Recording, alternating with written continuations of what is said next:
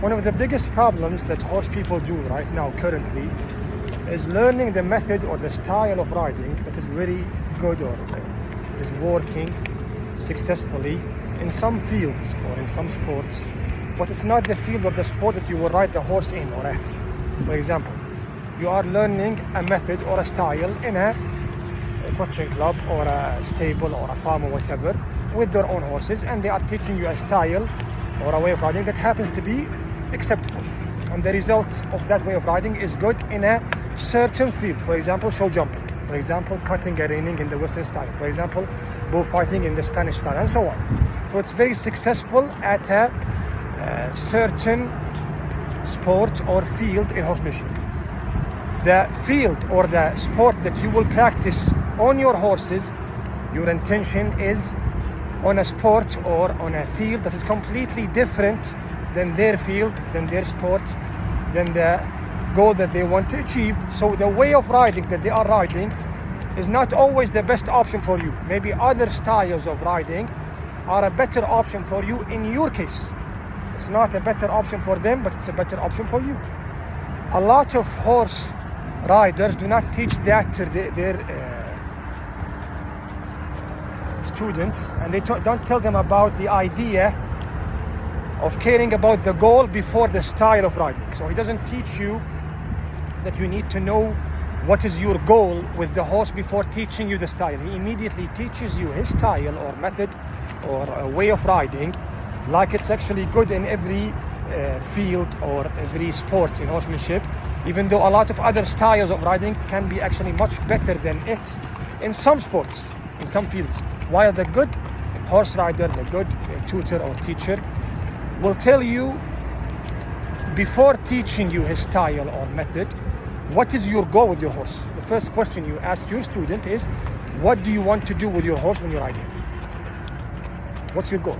Show jumping, flat racing, endurance running, and so on. Even though most sports are actually just a sport or a field. It's not a way of riding. For example, you can't say the way of riding of show jumpers or flat racers or jockeys or endurance riding riders. Because in endurance riding, you can use your style as a Western rider, and someone else will use his style as a French rider or a Spanish rider with the Spanish and so on. So you can use different methods or styles in the same field or in the same sport. I'm not just talking about the position of the body on the horse's back. I'm talking about the style of riding itself.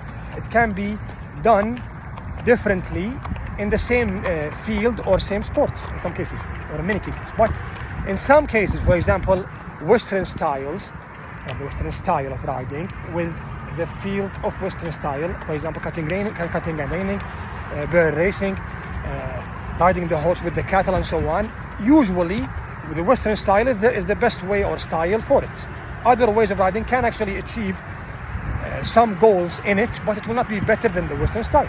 For example, the best way of riding for dressage riders is the French and the Spanish old style, the classical way of riding in Europe, and so on, horse masters in the past, and so on. The Spanish riding school, or should I say the Spanish style in the south countries or cities in Spain is the best way or style of riding for bullfighters and so on. But is there a way of riding that can be actually better than all ways of riding? Usually not, or usually no, because no matter how good it is, in some cases it will be less than other styles of riding or methods of riding in other fields or sports. But when I say the style of riding I'm using is being used because my goal is to control a horse while breaking him or starting him or fixing his problem without equipment and tools.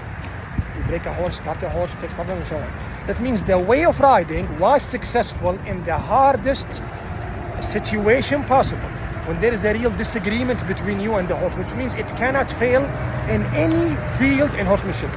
It cannot fail in any sport in horsemanship. It will work in any place, but it doesn't mean it's better than this Western style in Western sports, for example. It doesn't mean it's better than the dressage style in dressage competitions, but it will still achieve the same goal. So even when I say it's better as a way of riding in a common general way because it worked in the most important thing in horsemanship, which is controlling the horse when he disagrees with you. Still, it's not better than other ways of riding in some fields, in some sports, in some cases. So one of the biggest problems you will face as a student learning how to ride is that most teachers will not actually tell you or ask you about the goal you want to achieve before teaching you their style of riding. They will teach you the style before asking you about your goal, which means with time you will end up having to care about their goal that they want to achieve more than other goals that you might actually like more.